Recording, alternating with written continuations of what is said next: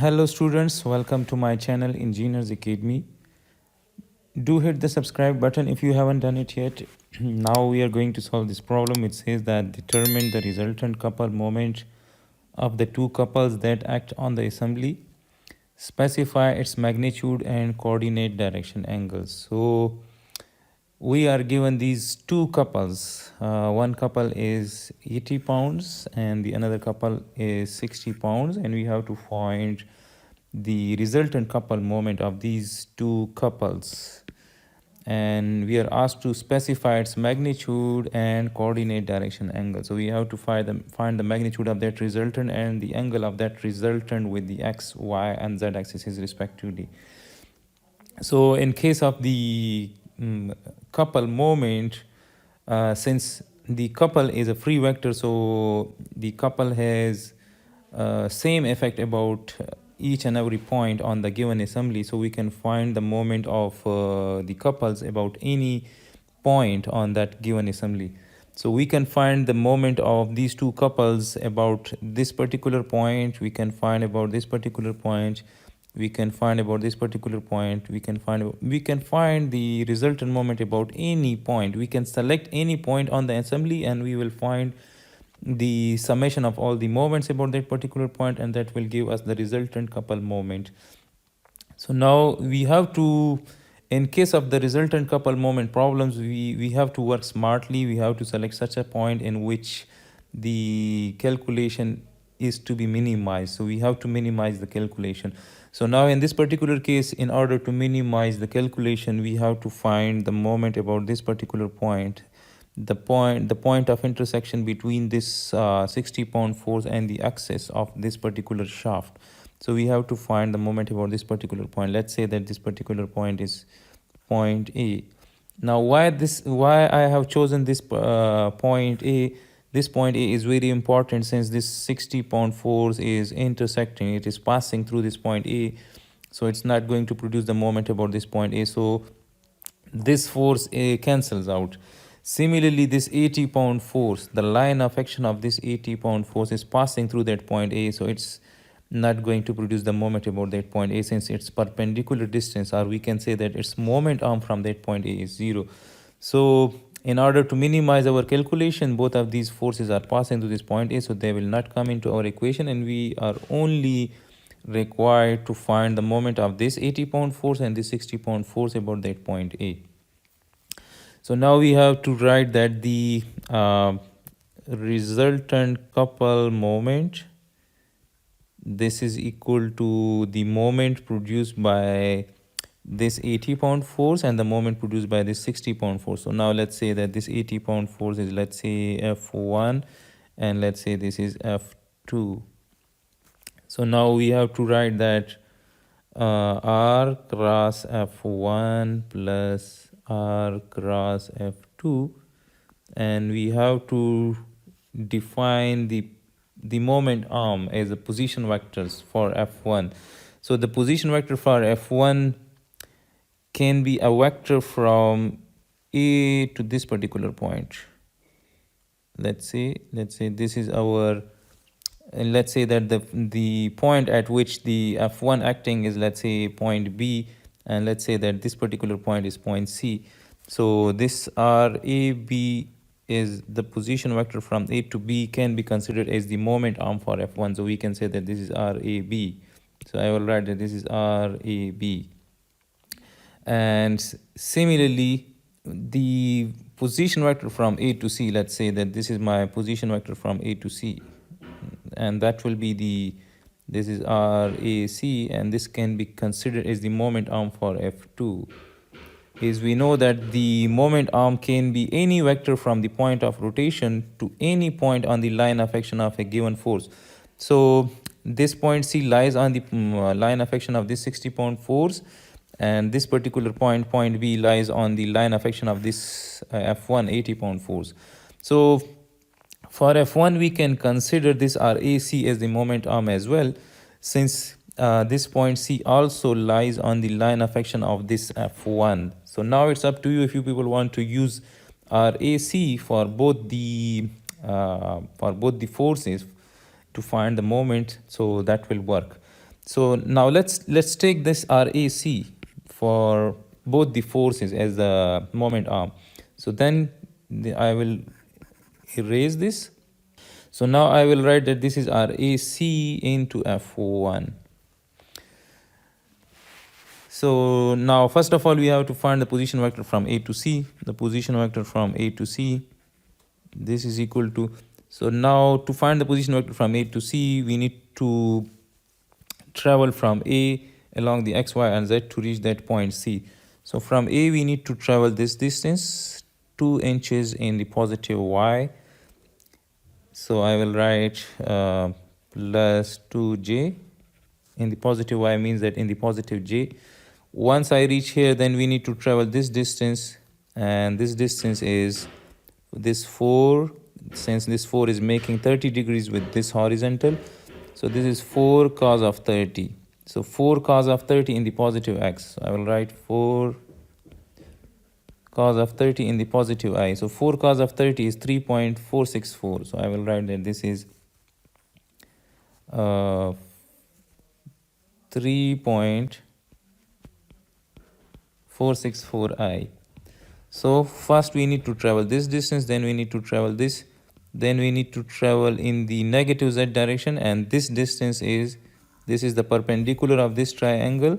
So this is 4 sine of 30. 4 sine of 30 is 2, and we need to travel in the negative z, so this will be minus 2k. And then from here we need to travel this 3 inches distance in the positive j. So already we have moved 2j, so I will write plus 3j. So now this 3j plus 2j, so this will become 5j. So I will write 5j. So this is the position vector from A to C. So now we have to find the resultant couple moments. So we have to find these determinants. I will write I, j, and k. And then we have the components of the position vector from A to C. So that will be 3.464 plus 5 minus 2, and F1. This F1 is only acting in the positive y direction. So if we represent this F1 as a Cartesian vector, so F1 is 0I, since it's not moving, it's not acting along the x-axis, it's only acting along the j, positive j. So you will write plus 80j, and it's only acting along y, so its k component is also 0. So you write that this is 0I plus 80j plus 0k. Similarly, plus, again we have to write the determinant I, j, and k are AC, that same position vector, 3.464 plus 5 minus 2, and F2. Now F2 is only acting in the positive z, so its I and j components are 0. It is acting in the positive z, so we will write plus 60. So now we have to find these determinants. So for I, we have to hide this row and this column, so 5 into 0, and minus into minus plus 2 into 80, so plus 60I. And for j, we have to hide this and this minus 0, so 0j. For k, this and this, so this minus 0, so I will write plus k into, we have to hide this and this, so this into this minus 0, so 3.464 into 80. Similarly for this, for I, we have to hide this and this, so this is 5 into 60 minus 0, so I will write plus 5 into 60I. Then for j, this into this, and then minus 0. So with j, we always need to write minus. So I will write minus j, and then for minus j, this and this. So 3.464 into 60. So 3.464 into 60 minus 0. And then for k, we need to hide this and this is 0 and 0. So 0k. So I will write 0k. Now we will add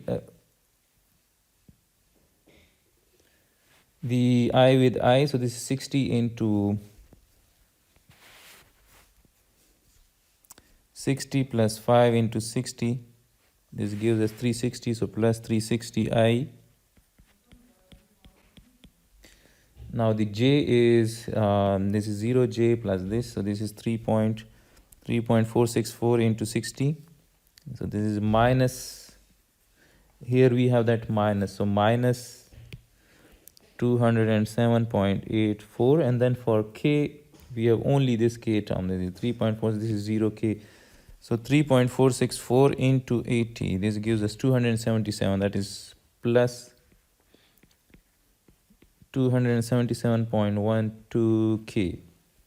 So this is the Cartesian vector representation of the resultant couple moment.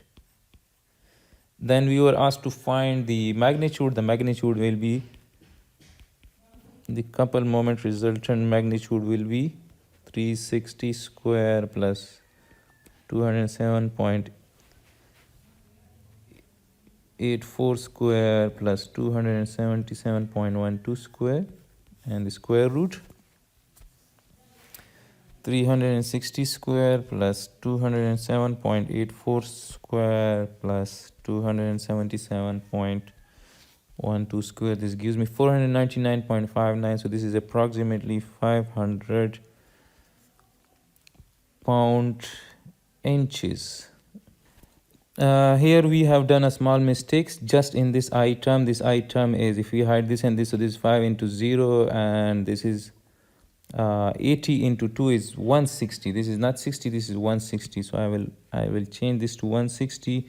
So if this is 160, then this will become 160 plus 300. So this is 460, this is 460. So please kindly correct yourself. This is 460, then we have 460 here as well. So then let's find the magnitude. So this is 460 square plus 207.84 square plus 277.12 square. This gives us 575. This is 575.84 inch. This is pound inches. So now this is the magnitude of that resultant couple moment. Now then we were asked to find the coordinate direction angles, so we can always represent any Cartesian vector in terms of the coordinate direction angles, and that is always equal to the magnitude times the cos of alpha I plus magnitude times cos of beta j plus mc, the magnitude times the cos of gamma k, and alpha, beta, and gamma. Alpha, beta, and gamma, these are the angles of this vector with the x, y, and z axes respectively. So now if we compare this vector with this, so from this we can say that this mcr cos of alpha is equal to 460. So we can write that mcr cos of alpha is equal to 460. Similarly, we can write that mcr cos of beta is equal to minus 207.84. If we compare this term with this, then we have to take up this minus sign with that, and then we have to write mcr cos of gamma, this is equal to 277.12. So now from this we can write that we know this magnitude is known, which is 575.84. So this means that cos of alpha is the ratio of this x component divided by this magnitude, cos of beta is y component divided by this magnitude, and cos of gamma is the equal to the ratio of the z component divided by this. And similarly, if we take cos inverse, then we can write that alpha will be equal to cos inverse of the ratio of the x component, which is 460, divided by the magnitude, which is 500, and let's say that this is approximately 576 pound inches. So we will divide it by 576 Similarly, beta will be equal to cos inverse, and this will be minus 207.84 divided by 576. Then we have gamma, this is cos inverse, and that will be 277.12 divided by 576. So let's find this. This is cos inverse 460 divided by 576. This is 37 degrees. Alpha is equal to 37 degrees. Similarly, the beta angle is equal to minus 207.84. So beta is equal to 111.15 degrees, and similarly the gamma is 277.12. So this is gamma is 61.24 degrees. So the resultant couple magnitude is 576 pound inches, and the angle with the x-axis is 37 degrees, with the y-axis is 111.15, and with the z-axis is 61.24. So this is the solution of this particular problem. I hope it will help you in your learning. I will suggest you people that you people can find the moment about this particular point as well. You people can find this resultant couple moment about this particular point.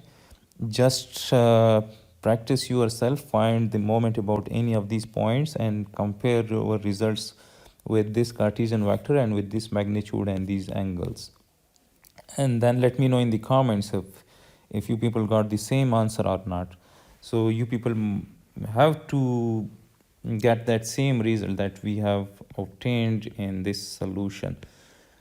So I hope this will help you in your learning. Do subscribe Engineers Academy for the solution of such more problems from Hibbeler statics.